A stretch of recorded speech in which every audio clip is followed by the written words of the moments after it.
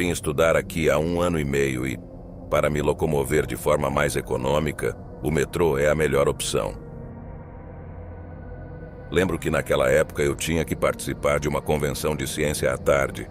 Minha presença era obrigatória, já que minha universidade estava participando.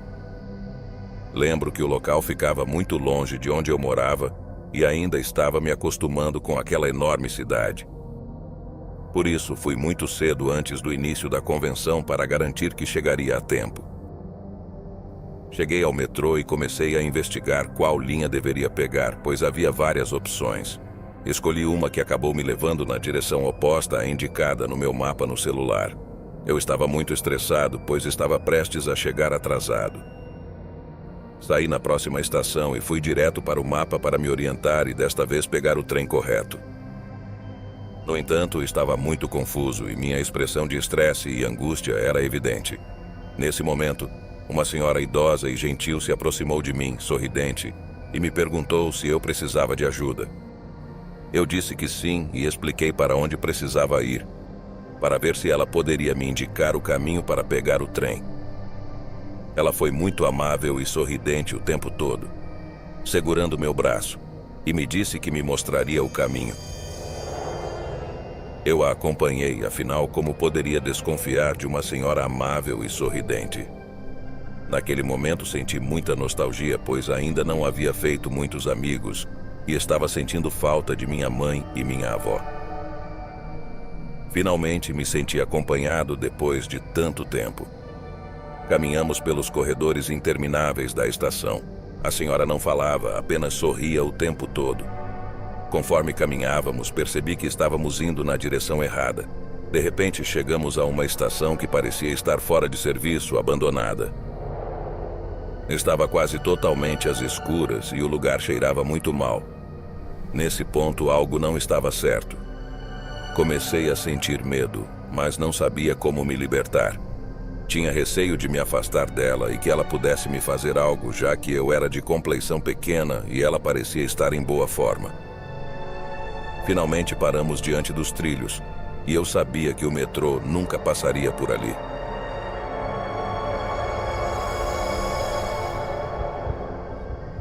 Era óbvio que aquela estação estava fora de serviço há anos. A senhora permaneceu sorrindo o tempo todo, mas sua expressão agora parecia macabra. Meu coração batia muito rápido e eu sentia a adrenalina do momento.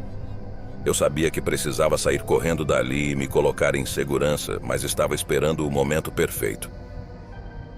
Enquanto tentava agir normalmente, o medo tomava conta de mim. Ainda sentia a mão dela segurando meu braço. Perguntei a ela quanto tempo levaria para o metrô chegar, e ela respondeu com um sorriso sinistro: "Muito em breve nos iremos daqui." Aquela resposta foi a mais perturbadora e macabra que poderia ter ouvido naquela situação. Eu estava prestes a puxar meu braço e sair correndo quando, de repente, a voz de um homem soou ao longe. Ele gritou: "O que você está fazendo aqui? É proibido entrar." Ele se aproximou e me iluminou com sua lanterna. Era um guarda, o homem que provavelmente salvou minha vida. Gritei para que ele me ajudasse e ele se aproximou, perguntando o que estava acontecendo e por que eu precisava de ajuda. Virei para o lado e a senhora não estava mais lá. Mas eu ainda sentia sua mão segurando meu braço. Gritei e comecei a correr em direção ao guarda. Parei de sentir aquela mão me segurando e contei tudo o que havia acontecido enquanto caminhávamos em direção à saída. O homem foi muito gentil, já que eu estava chorando de nervosismo e com muito medo. Ele me deixou ir embora e aconselhou que eu nunca confiasse em estranhos, especialmente sendo estrangeiro. Ele me disse que havia muita gente que poderia tirar proveito disso, já que eu estava sozinho em um país desconhecido. Não sei se ele acreditou em mim, mas a verdade é que eu não me importava mais. Estava muito assustado e só queria voltar para o lugar onde estava morando. Acabei não indo à convenção e tive problemas com o professor que a organizou. Mas nada poderia me angustiar ou assustar mais do que o que aconteceu naquela estação. Mais tarde, quando fiz amigos na universidade, Contei a eles o que aconteceu naquele dia. Eles me contaram várias experiências estranhas que tiveram naquela estação. Parece que coisas muito misteriosas acontecem por lá, e eu tive a má sorte de experimentá-las. Olá, meu nome é Fernando, e o que vou contar aconteceu na linha 3 do metrô da cidade de São Paulo algum tempo atrás, quando fui fazer um intercâmbio para estudar um semestre na cidade. Eu era novo por lá, e a verdade é que tive muita dificuldade para me adaptar, já que sou natural de uma cidade pequena. Ao chegar a essa imensa cidade, onde tinha que atravessar quase toda a cidade para chegar à universidade, fiquei impressionado no início. Decidi viajar de metrô, já que era a forma mais rápida de chegar. Em uma manhã, por volta das 5 horas, cheguei à estação e entrei no trem. O metrô estava relativamente vazio naquela hora, e o vagão em que entrei tinha apenas cerca de 5 pessoas. À medida que avançávamos, algumas pessoas subiam e desciam nas estações, até que chegou um momento em que fiquei completamente sozinho no vagão. Bem, havia um senhor no extremo oposto do vagão, mas ele parecia ser um morador de rua que passou o tempo todo falando sozinho e claramente não estava em suas plenas faculdades mentais. O metrô continuou sua jornada e ainda faltavam 4 estações para eu chegar ao meu destino. Eu estava tranquilo, pois tinha tempo antes do meu horário de aula. No entanto, o senhor começou a gritar para mim quase em pânico, dizendo para eu não olhar, fechar os olhos e não abri-los de jeito nenhum. Não tinha ideia do que ele estava falando, mas não dei muita atenção, pois estava claro que ele não estava bem da cabeça. Nesse momento estávamos passando por um longo e escuro túnel, e tive a ideia de olhar pela janela para fora. Juro que vi um monte de olhos grandes e redondos observando da escuridão.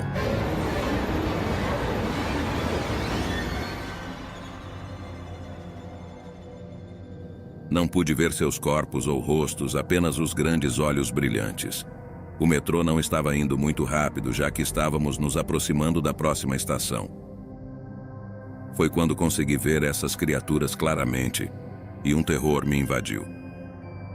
Não eram seres humanos, seus olhos eram totalmente diferentes, enormes, sem pálpebras e completamente redondos.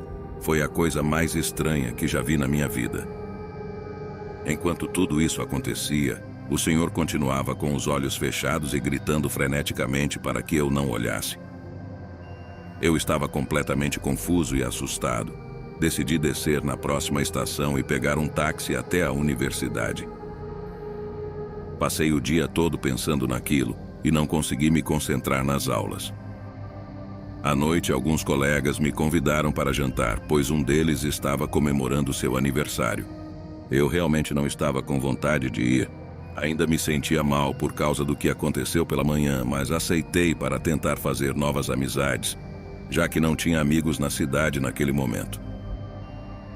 Estivemos no restaurante por algumas horas, mas a noite chegou. Um dos colegas se ofereceu para me levar até meu apartamento, já que ele tinha um carro, mas recusei, pois morava do outro lado da cidade e estava com vergonha de ser inconveniente, pois mal o conhecia. Então tive que voltar para o metrô, pois estava com medo de pegar um táxi àquela hora. Eu estava na estação de metrô próxima e esperava o próximo trem. E foi nesse momento que vi o mesmo homem, um morador de rua que estava no mesmo vagão que eu pela manhã, se aproximando de mim. Ele me disse: "Saia daqui, eles estão vindo atrás de você."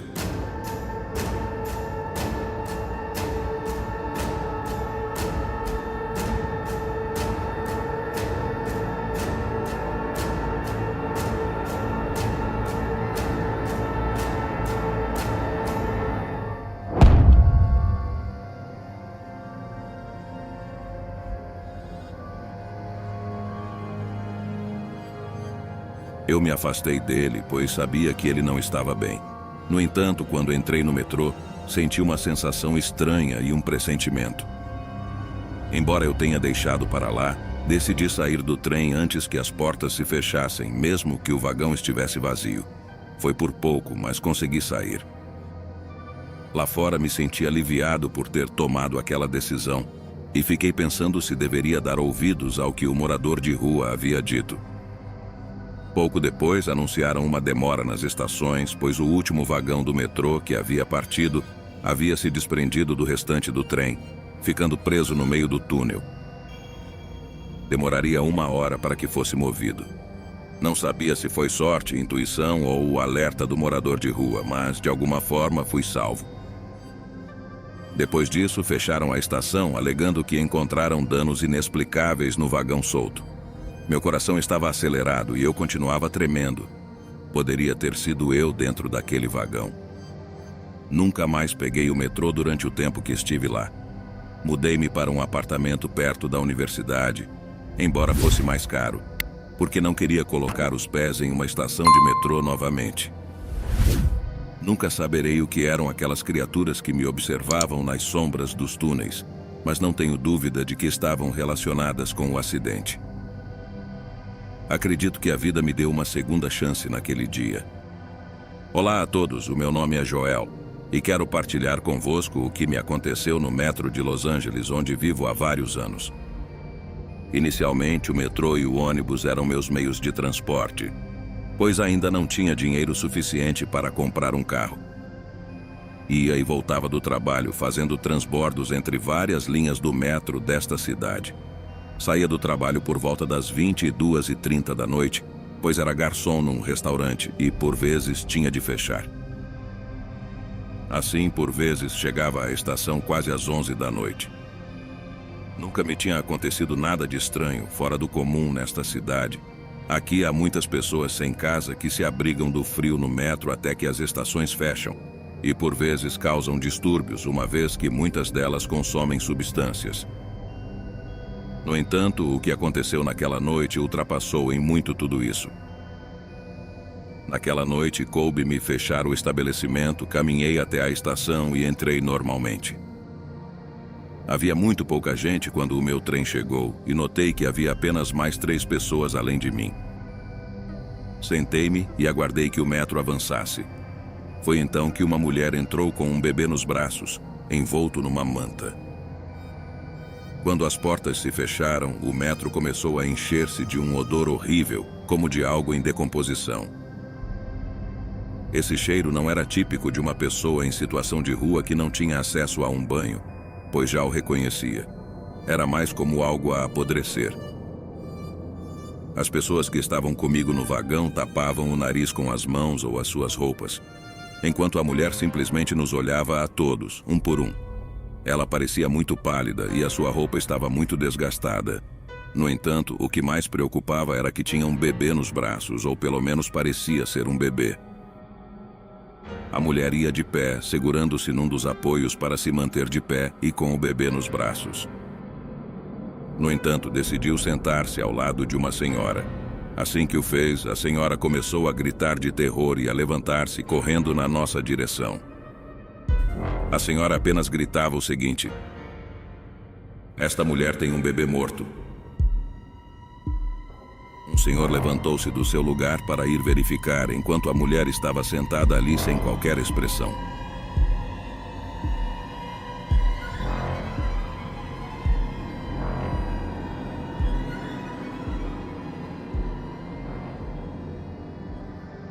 Ao ver a reação da senhora a gritar, ela nem sequer fez uma tentativa de esconder o bebê que tinha ali. Deixou o senhor aproximar-se e ver o bebê, e pela expressão do senhor confirmou-se tudo. O senhor afastou-se dela enquanto outro jovem que vinha a bordo perguntou o que estava a acontecer. O senhor explicou o que se passava e o rapaz ficou com uma expressão de terror. Em seguida, pegou no seu celular e ligou para a polícia para relatar o incidente. No entanto, de repente e do nada, enquanto o metro seguia em movimento e ainda estávamos debaixo de um túnel, a mulher deixou o corpo do bebê no assento e, com uma força sobre-humana, abriu as portas traseiras e atirou-se para as vias. O alarme do metro começou a tocar e o condutor começou a travar gradualmente. Eu observava tudo, paralisado no meu lugar, estava em choque com tudo o que estava a acontecer. Parecia irreal. Acabara de testemunhar alguém praticamente tirar a própria vida depois de deixar um pequeno corpo em decomposição no assento. Chegamos à próxima estação, onde já estavam oficiais da polícia. Pediram-nos para sair, exceto nós, pois tinham de tomar as nossas declarações. Enquanto cada um de nós dava a sua versão do que acontecera, havia guardas no túnel a procurar o corpo da mulher, uma vez que era impossível que tivesse sobrevivido. O metro estava a uma velocidade muito alta e, se estivesse viva, teria de estar muito ferida. No entanto, não encontraram ninguém. Saíram e disseram que tinham inspecionado o túnel com muitas lanternas e até com um cão da polícia, mas não havia vestígios de ninguém ali. Voltaram a recolher as nossas declarações, pois todos éramos suspeitos, uma vez que havia um bebê sem vida ali. Tudo foi muito difícil para mim, uma vez que tinha acabado de obter a residência neste país e estava em risco, tal como as outras 3 pessoas que estavam comigo.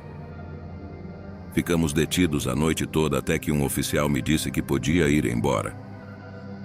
Aparentemente tinham verificado as câmaras da estação e de facto viram a mulher a entrar no vagão com o bebê, mas nunca a viram sair do túnel. Ela simplesmente desapareceu lá dentro, uma vez que não conseguiam encontrá-la.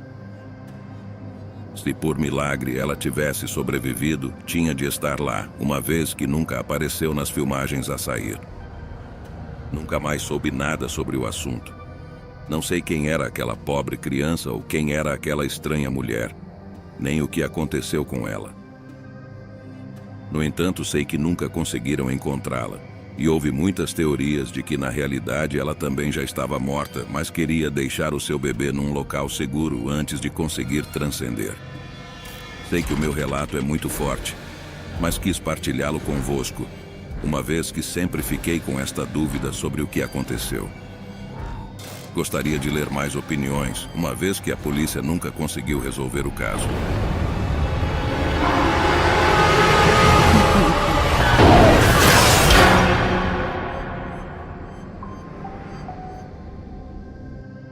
Aconteceu-me uma noite em que estava viajando na linha 2 do metrô. Preciso começar dizendo que quase nunca usava o metrô, pois tenho um carro e geralmente o utilizo, especialmente na época em que meu bebê tinha apenas 6 meses. No entanto, naquele dia tinha uma consulta com o pediatra e justamente meu carro não quis ligar. Passei muito tempo tentando fazê-lo funcionar, mas acabei perdendo tempo e não tinha ninguém disponível a quem pudesse pedir o favor de nos levar. A única opção rápida que restou foi pegar o metrô, já que, se chamasse um táxi ou Uber, não chegaríamos a tempo devido ao trânsito.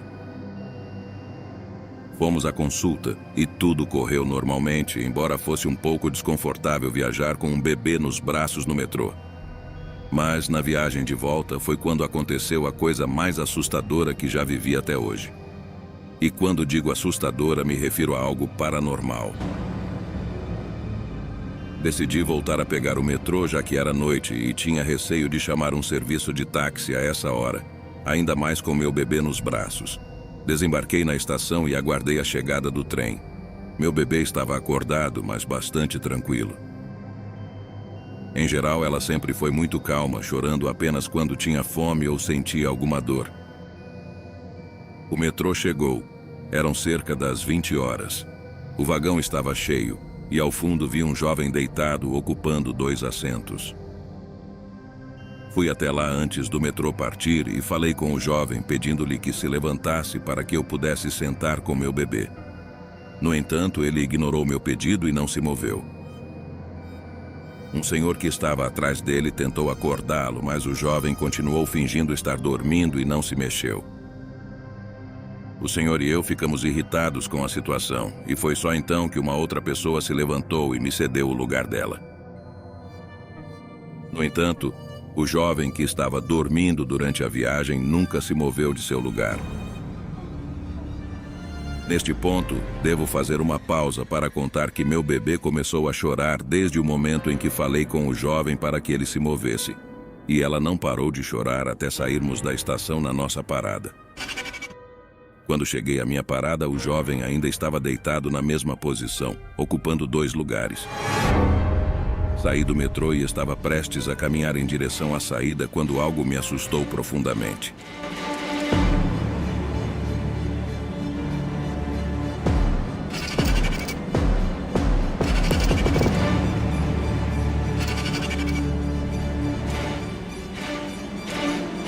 jovem atravessou-se no meu caminho e era o mesmo jovem que tinha permanecido naquele vagão do metrô.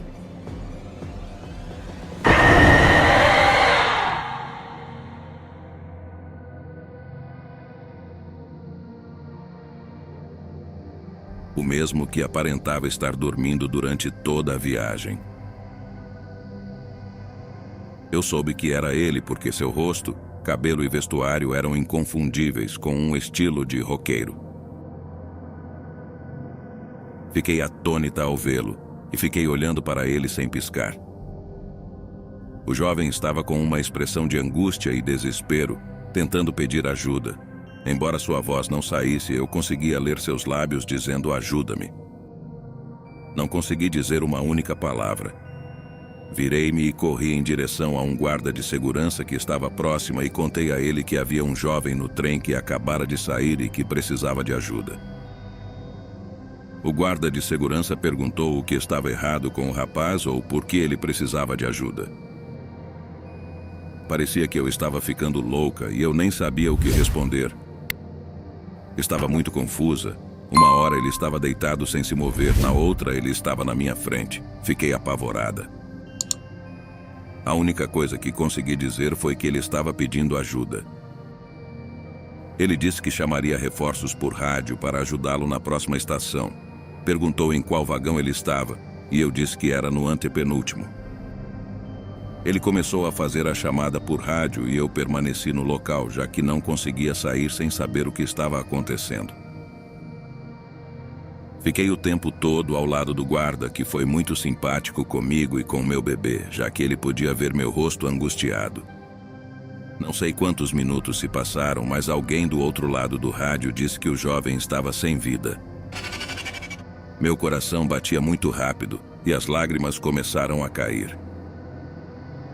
O guarda perguntou quanto tempo ele tinha estado ali, mas a resposta foi que não se sabia, pois ele estava deitado nos bancos e as autoridades estavam a caminho. Não era possível determinar quanto tempo ele estava sem vida.